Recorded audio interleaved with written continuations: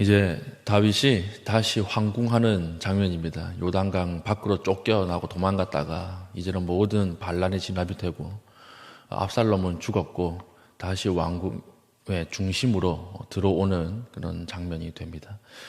다윗의 가장 큰 능력이 무엇일까요? 다윗의 가장 위대한 능력은 전쟁하는 능력도 아니었고 다른 특별한 능력이 있어서 왕의 능력을 수행한 것도 아니었습니다. 다윗의 가장 위대한 능력은 뭐냐? 적을 자기 편으로 만드는 능력이에요. 대적 원수까지도 다윗 앞에 가면 자기 편으로 바뀌는 것. 이 정말 무서운 능력이죠. 어저께 우리 본문에 다윗이 했던 일이 무엇입니까? 다윗의 리더십은 승자와 패자를 나누지 않는 리더십이에요. 그리고 자기가 돌아올 때 압살롬에게 붙어서 반역을 주도했던 유다 지파를 통해서 그 중심으로 유다 지파가 황궁을 준비할 수 있도록 이렇게 해서 분열될 뻔한 12지파를 하나로 모으는 사람이었습니다. 이게 정말 무서운 능력이에요. 우리가 오늘 기도하면서 구해야 할 능력이 무엇입니까? 바로 이 능력입니다. 원수까지도 자기 편으로 만들 수 있는 능력이에요. 대적이 자기 편으로 된다 이러면 정말 무서운 거죠. 우리가 기도하는 가운데 하나님의 은혜로 이런 능력을 갖고 세상을 살아갈 수 있게 되기를 축복하고, 신약에서는 이것을 피스메이커라고 얘기하죠. 피스메이커. 평화를 유지하고 만들어가는 사람이에요. 그래서 그 사람이 들어가면 깨졌던 관계가 회복되는 거예요. 그 한 사람이 들어가면 그 무너졌던 것이 다시 회복이 되는 거예요. 우리가 이런 삶을 살 수 있기를 축복합니다. 오늘 이렇게 피스메이커로 살 수 있는 원리가 무엇이냐? 오늘 긴 본문 가운데서 오늘 세 가지로 간단하게 살피겠습니다. 우리가 피스메이커로 살 수 있는 능력은 첫 번째, 복수금지예요. 복수금지. 잘 되고 성공했을 때 복수하지 말라라고 하는 거예요. 다시 권력을 쥐고 권력의 중심으로 들어가면 어중에 떠중에 사람들이 많이 붙습니다. 나에게 접근하는 사람들이 많거든요. 오늘 특별히 세 부류의 사람이 이게 다윗에게 접근을 하죠. 첫 번째는 누구입니까? 16절부터 우리 23절까지 이 시므이라고 하는 사람이 왕 앞에 와서 엎드립니다. 이제 알랑방구를 막 끼는 거예요, 이제. 근데 시므이라고 하는 사람이 누굽니까? 다윗이 도망갈 때 저주하고 조롱했던 사람이거든요. 내가 잘 될 때 가만히 있다가 내가 어려울 때 나를 저주하고 핍박한 사람 용서하기 힘듭니다. 그렇지 않습니까? 복수하고 싶은 마음이 있어요. 내가 가장 힘들 때, 가장 추울 때 나에게 찬밥을 준 사람, 나에게 찬물을 준 사람, 서운하게 한 사람, 이 사람 내가 잘 되었을 때 제일 먼저 복수하고 싶죠. 그래서 어떤 사람 이렇게 이야기 들어보면 그런 거 있더라고요. 새빵 살 때, 전세 살고 새빵 살 때 너무 이제 마음을 아프게 했던 그 주인에게 잘 되고 나서 좋은 차 사면 그 주인 집 앞으로 지나간대요. 보라고. 이게 복수하고 싶은 마음이죠. 우리가 뭐 인간적인 한계로 뭐 이게 나쁘다라고 할 수는 없지만 10번 갈 거 오늘 기도한 이후에는 한 번만 가십시오. 하나님이 그 집 앞에 가서 자랑하라고 주신 거 아니거든요. 그러니까 우리가 복수하고 싶은 마음이 항상 있는데 그거 하지 말아야 된다는 거예요. 왜 그렇습니까? 복수하는 순간 하나가 되지 못해요. 복수하는 순간에 갈등이 시작됩니다. 어저께 갈등에 대해서 이야기를 했죠. 그래서 우리가 이것을 하나님의 은혜로 눌러가야 한다라고 하는 것입니다. 그래서 오늘 시므이가 이제는 압살롬에게 붙었다가 이제는 다윗에게 와서 용서를 구하는 거예요. 다윗을 저주했을 때는 어떤 생각이었을까요? 분명히 다윗이 지고 압살롬이 이길 것이다. 그래서 다윗은 압살롬에게 죽을 것이라고 생각을 했던 것입니다. 그런데 자기의 예상이 틀렸죠. 그러니까 이제는 제일 먼저 나와가지고 용서를 구하고 있는 것입니다. 그 옆에 있던 군대 장관인 아비새라고 하는 장군이 뭐라고 이야기해요? 죽어야 합니다. 이렇게 이야기를 하는 거예요. 하나님의 기름 부은 사람을 이렇게 저주한 놈이 어떻게 살 수 있습니까? 반드시 죽여야 됩니다. 이러니까 다윗이 뭐라고 이야기를 하죠?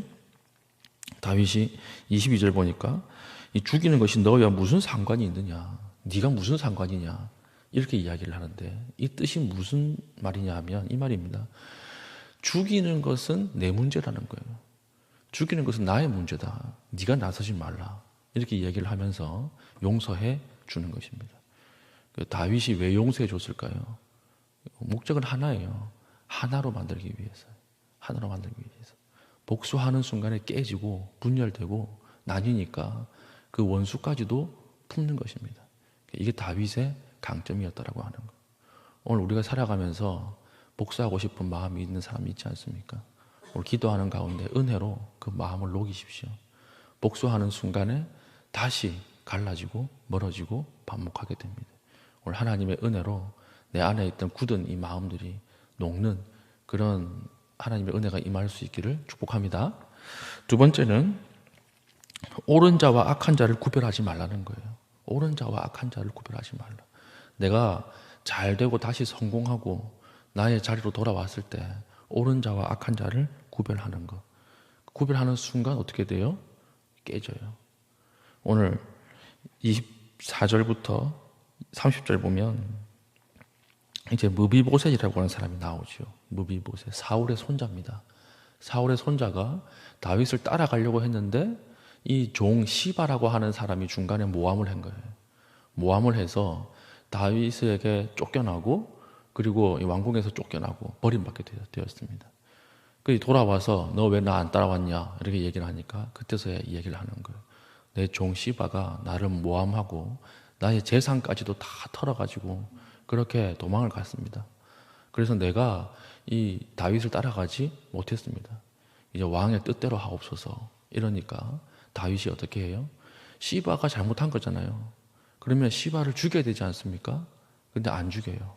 안 죽이고 재산을 다 가지고 갔던 시바를 불러다가 용서해주고 재산을 반으로 나눠서 무비보셋에게 반 주고 시바에게 반을 주는 것입니다. 이 다윗의 무서운 능력이에요. 왜 그렇습니까? 시바가 분명히 잘못했는데 이 잘못을 딱 드러내는 순간 뭐가 생겨요? 옳은 자가 생기고 나쁜 놈이 생기는 거예요. 그럼 그 옳은 자와 나쁜 사람이 생기는 그 순간에 상을 주고 벌을 줘야 되거든요. 그러면 깨지는 거예요. 우리가 언제 분열됩니까? 시시비비를 가려보자 할 때 그때 깨지는 거예요. 관계가 언제 깨집니까? 누가 더 잘했고 누가 더 못했냐 이것을 가릴 때 관계는 다 깨집니다. 부모와 자녀는 그 관계로 나가지 않죠. 부모는 내가 너에게 더 잘해주고 네가 나에게 못해주고 이렇게 하지 않습니다. 그래서 부모의 자녀의 관계는 깰 수 없는 거예요. 우리가 어떤 모임이나 교제권 가운데서 시시비비를 가릴 때 우리 한번 가려보자고 할 때 관계는 다 깨지게 되어 있습니다.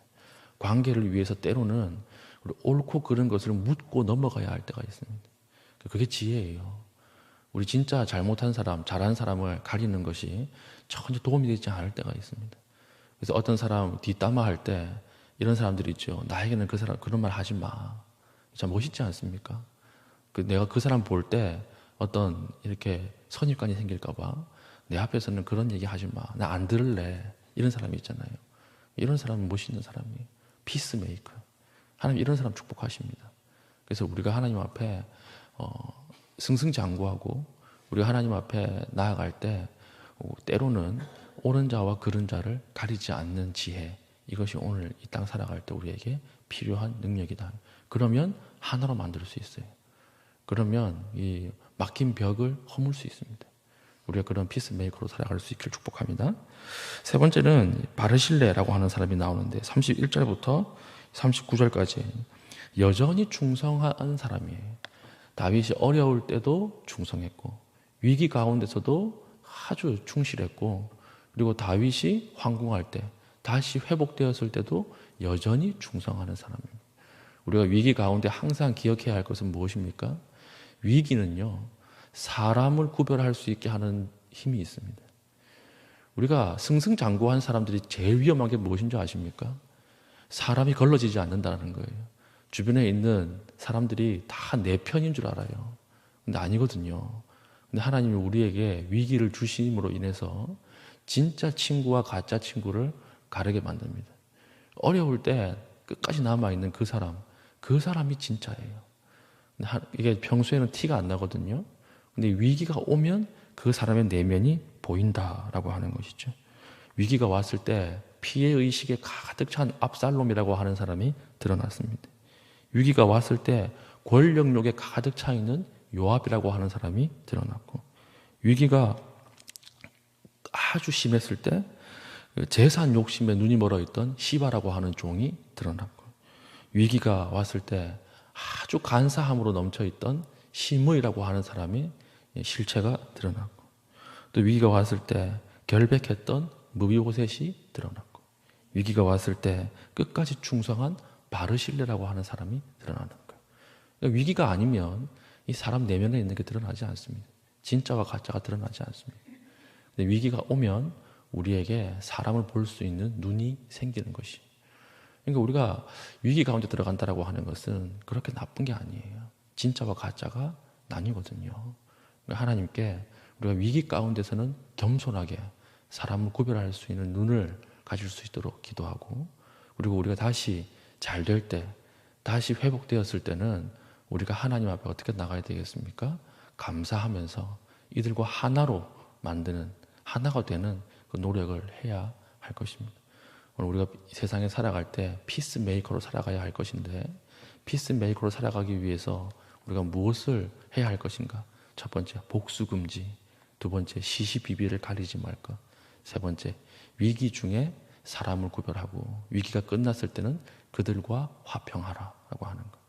이 세 가지 원리를 가지고 오늘 우리 인간관계 속에서 모든 일어나는 갈등, 이것들을 넘어갈 수 있는 믿음의 신실한 주의 백성 되기를 축복합니다. 아멘.